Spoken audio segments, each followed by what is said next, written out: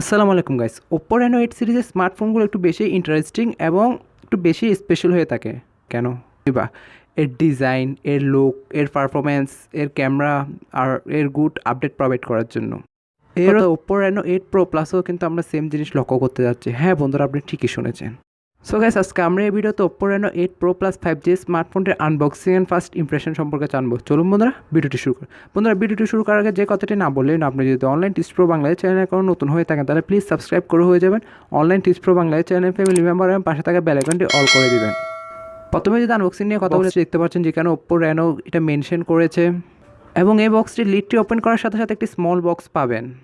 ছোটো বক্সটি ওপেন করার সাথে সাথে আপনারা পাবেন ইউজার ম্যানুয়াল, একটি ট্রান্সপারেন্ট টিপিইউ কেস, একটি SIM ejector pin, that's set, আর কিছুই না। দেন থাকছে আমাদের কাঙ্ক্ষিত স্মার্টফোন, দেন থাকছে একটি অ্যাডাপ্টার, দেন থাকছে লাস্টে একটি টাইপ এ টু টাইপ সি কেবল। প্রথমে যদি এর ডিজাইন এবং বিল্ড কোয়ালিটি নিয়ে কথা বলি বন্ধুরা, এটার ব্যাকটাও ফাইন্ডেক্স পলারাইজ না, জাস্ট এর প্যাটার্নটা সেম। ডিটেলে বলি, এর ক্যামেরা মডেলের উপরে ক্যামেরা মডেলের এরিয়া বড় করা হয়েছে। বলতে গেলে Oppo Reno সিরিজের সব স্মার্টফোনই, মানে বলতে গেলে তিনটা স্মার্টফোনই, যেমন ধরুন Oppo Reno 8, Oppo Reno 8 Pro এবং Oppo Reno 8 Pro Plus, এই তিনটা স্মার্টফোনের ডিজাইন কিন্তু সেম টু সেম করা হয়েছে। আর হ্যাঁ বন্ধুরা, Oppo Reno 8 এবং Oppo Reno 8 Pro এই তিনটা নিয়ে ভিডিও কিন্তু আমাদের চ্যানেলে অবশ্যই দেওয়া আছে। ভিডিওটি দেখার পর ইচ্ছা হলে ভিডিওগুলো দেখে আসতে পারেন। লুকের কথা বললে এটা এক কথায় অসাধারণ। Oppo X সিরিজের ক্যামেরা বাম্পারের মতোই করা হয়েছে, আর এখানে কিন্তু ফ্রেমে থাকছে অ্যালুমিনিয়াম এবং এই স্মার্টফোনটির ব্যাকে আরও থাকছে কর্নিং গরিলা গ্লাস 5-এর প্রোটেকশন। এই স্মার্টফোনটির ওজন করা হয়েছে 183 গ্রাম এবং এতে থিকনেস করা হয়েছে 7.3 মিলিমিটার, যেটা মোটামুটি লাইট ওয়েট এবং অনেকটাই থিন একটি স্মার্টফোন বলতে পারেন। প্লেসমেন্ট নিয়ে বললে এই স্মার্টফোনটি রাইট সাইডে আসলে আপনারা পাবেন power of on button, left সাইডে আসলে আপনারা পাবেন ভলিউম রকার এবং ডাউন সাইডে আসলে আপনারা পাবেন dual SIM tray slot, microphone, type C slot, যেখানে টাইপ সি 2.0 ইউজ করেছে। দেন থাকছে বটম ফায়ারিং স্পিকার। দেন উপরের দিকে আসলে আপনারা পাবেন আইআর ব্লাস্টার এবং সেকেন্ডারি নয়েজ ক্যালকুলেশন মাইক, এবং এই স্মার্টফোনটিতে আরও থাকছে স্টিরিও স্পিকার।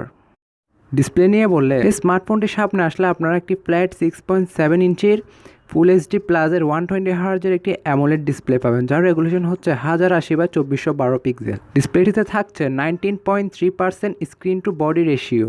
চিন এবং বেজেলের কথা বললে Oppo Reno 8 সিরিজের Oppo Reno 8 সিরিজের তুলে স্মার্টফোন রয়েছে সব থেকে চিকন 3 থাকছে এই স্মার্টফোনটিতে।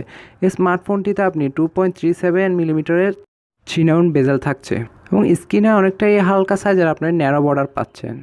ডিসপ্লেতে আরও থাকছে 394 পিপিআই ডেন্সিটি এবং টাচ স্যাম্পলিং রেটের কথা বললে ডিসপ্লেতে থাকছে 344 টাচ স্যাম্পলিং রেট, যেটা অবশ্যই গেমিংয়ের ক্ষেত্রে অনেক কাজেই লাগে। এবং ডিসপ্লেটিতে থাকছে 950 নিটের পিক ব্রাইটনেস, যেটি দ্বারা আপনি সরাসরি রোদের আলোতে স্মার্টফোনটি অপারেট করার সময় তেমন কোনো প্যারাতে পড়তে হবে না ইনশাল্লাহ। ডিসপ্লেটিতে আরও থাকছে 1 বিলিয়ন কালার সাপোর্টেড এবং এটি একটি HDR10+ সাপোর্টেড ডিসপ্লে। এই ডিসপ্লেটি দ্বারা যে কোনো মিডিয়া কনজাকশনের ক্ষেত্রে খুব ভালো ব্যাটার পারফরমেন্স পাবেন আপনারা। ডিসপ্লেটিতে আরও থাকছে ব্লু ডায়মন্ড পিক্সেল অ্যারেঞ্জমেন্ট, যেটা অবশ্য আমাদের চোখের জন্য অনেক উপকারী একটা অপশন বলতে পারেন আপনারা।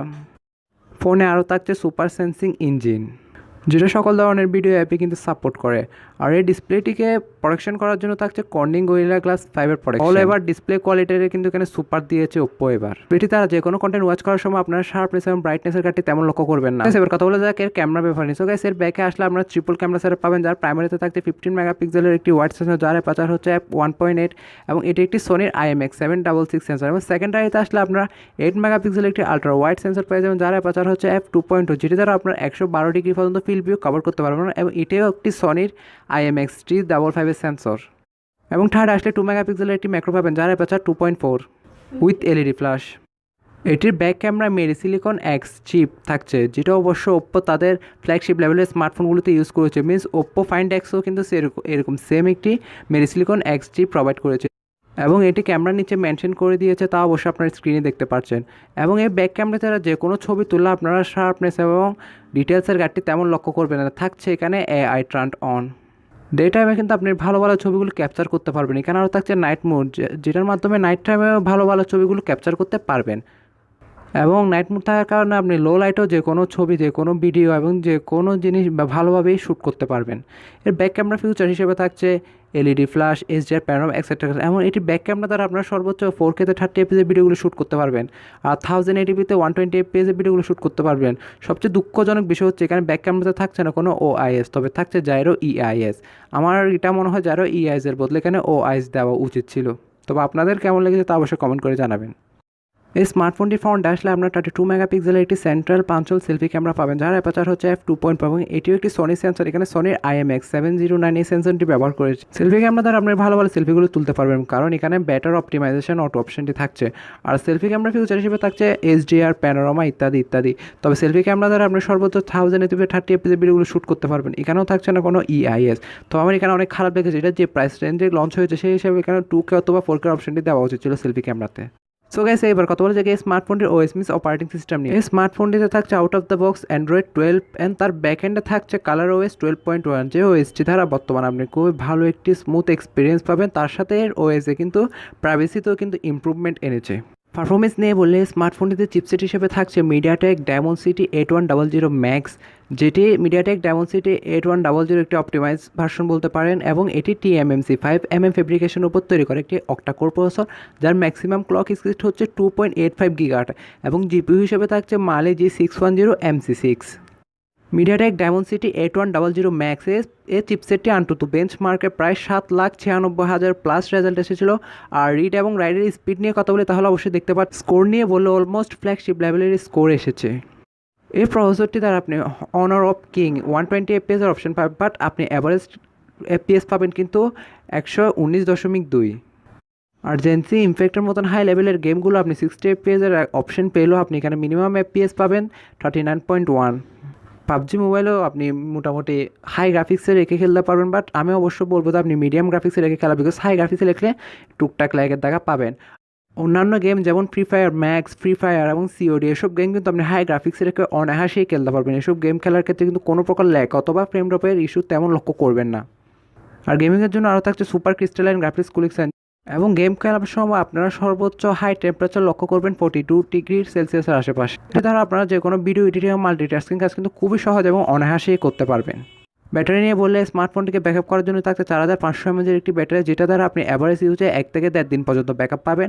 এবং বক্সে থাকা 18 ওয়াটের ফাস্ট চার্জার দ্বারা আপনি 0 থেকে 45% চার্জ করে নিতে পারবেন, ওটাও 10 মিনিটে। আর 0 থেকে 100% চার্জ করে নিতে পারবেন, ওটাও মাত্র 31 মিনিটে। এটা তো ওপ্পোর দাবি। সিকিউরিটি নিয়ে বললে স্মার্টফোনে থাকছে ইন ডিসপ্লে ফিঙ্গারপ্রিন্ট সেন্সর, যেটা যথেষ্ট ফাস্ট এবং অ্যাকুরেট বলেই জানে। আর প্রয়োজনীয় সেন্সর নিয়ে যদি বলি তাহলে এখানে প্রয়োজনীয় সব সেন্সরই থাকছে, যেমন অ্যাক্সিলোমিটারি, gyro, proximity, compass, colour spectrometer ইত্যাদি ইত্যাদি। কানেক্টিভিটি বললে স্মার্টফোনে থাকছে wifi, dual band wifi calling, Bluetooth 5.3, GPS, NFC etcetera etcetera. RAM variant নিয়ে বললে স্মার্টফোনটি আপনি বাজারে দুটি র্যাম ভ্যারিয়েন্টে অ্যাভেলেবেল পাবেন। একটি হচ্ছে 8GB RAM 256GB internal storage, আর একটি হচ্ছে 12GB র্যাম 256GB ইন্টারনাল। এবং এখানে র্যাম টাইপ হিসেবে ব্যবহার করেছে LPDDR5, এবং স্টোরেজ টাইপ হিসেবে থাকছে UFS 3.1। এই স্মার্টফোনটি আপনি বাজারে 3টি কালারে অ্যাভেলেবেল পাবেন, black, silver, mint. So guys, এবার কথা বলা যাক এই স্মার্টফোনটির প্রাইস এবং লঞ্চের ডেট সম্পর্কে। সো গাইস, এই স্মার্টফোনটির প্রাইস এবং লঞ্চের ডেট সম্পর্কে বলার আগে যে কথাটি না বললেই না, আপনি যদি অনলাইন টিপস ফর বাংলায় চ্যানেল নতুন হয়ে থাকেন তাহলে চ্যানেলটি সাবস্ক্রাইব করার আমন্ত্রণ রইল। So guys, Oppo Reno 8 Pro Plus 5G এটির বেস ভ্যারিয়েন্টের প্রাইস ইন্ডিয়াতে রাখা হতে পারে প্রায় 43,000 রুপির কাছাকাছি, যেটা বাংলাদেশে আসলে এর বেস ভ্যারিয়েন্টের প্রাইস দাঁড়াবে 45 থেকে 50,000 টাকার কাছাকাছি। আর যেটা আপার ভ্যারিয়েন্ট রয়েছে সেটির প্রাইস ইন্ডিয়াতে রাখা হতে পারে 46,500 রুপির কাছাকাছি। আর এটি বাংলাদেশে আসলে এটি আপার ভ্যারিয়েন্টের প্রাইস দাঁড়াবে 50 থেকে 55,000 টাকার কাছাকাছি। সো গাইস, এই স্মার্টফোনটি ইন্ডিয়াতে 1 থেকে 1.5 মাসের মধ্যেই লঞ্চ হয়ে যেতে পারে, আর বাংলাদেশে জুন জুলাই মাসের মধ্যে কিন্তু লঞ্চ হওয়ার সম্ভাবনা রয়েছে, তবে আনঅফিসিয়ালভাবে। তবে অফিসিয়ালভাবে কখন লঞ্চ হবে এটির এখনো অফিসিয়াল কোনো ডেট পাই না আমরা এখনো। ওভারঅল আমার পার্সোনাল কমেন্ট হচ্ছে স্মার্টফোনটির স্পেসিফিকেশন হিসেবে প্রাইসটা কিন্তু ওপ্পো খুবই হাই রেখেছে। আর আমি বুঝলাম না ওপ্পো রেনো সিরিজের স্পেসিফিকেশনের তুলনায় প্রাইস কিন্তু খুব হাই হয়ে থাকে। এর কারণ মেবি আমি কয়েকটা খুঁজে পেয়েছি, বিকজ ওপ্পো রেনো সিরিজের স্মার্টফোনগুলো কিন্তু বেশিরভাগ সুন্দরী হয়ে থাকে, প্লাস এদের ক্যামেরা, প্লাস এদের ডিজাইন এবং পারফরমেন্সের জন্য প্রাইসটা কিন্তু খুবই হাই করে দেয়, কিন্তু ওভার হাই করে দেয় সেটা তারা লক্ষ্য করতে পারে না। সো গাইস, আপনিও জানাবেন আপনার পার্সোনাল কমেন্টে অবশ্যই আমাদের। সো গাইস, আমি ভিডিওতে যে ইনফরমেশনগুলো বলেছি, মিনস যেগুলো স্পেসিফিকেশন অথবা এর প্রাইজিং অথবা লঞ্চিং ডেট বলেছি, সেগুলো অবশ্যই একটু চেঞ্জ হতে পারে, বিকজ বর্তমানে কিন্তু সবগুলো স্মার্টফোনের প্রাইস কিন্তু দু করে দাম বেড়ে যাচ্ছে, এবং এটি বা কেন পিছিয়ে থাকতো, এটিরও সেম দাম বাড়িয়ে যাবে। আর আমার বলা তথ্য যদি কোনো ভুল হয়ে থাকে তাহলে অবশ্যই আমি পিন কমেন্টে দিয়ে দেবো, আপনারা অবশ্যই পিন কমেন্টে চেক করে আজকের ভিডিও এ পর্যন্ত। আশা করি সবার ভালো লেগেছে। সবাই ভালো থাকবেন, সুস্থ থাকবেন, টেক কেয়ার, আল্লাহ হাফেজ, আসসালামু আলাইকুম।